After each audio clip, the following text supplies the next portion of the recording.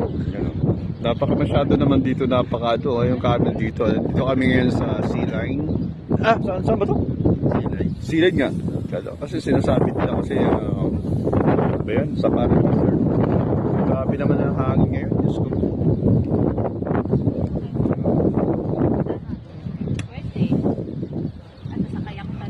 Amoy Jerbox. Tatanong. Kaya pala ano kasi tignan mo naman nagwawalis oh. Napakahangin tapos nagwawalis pa, ano ba yan?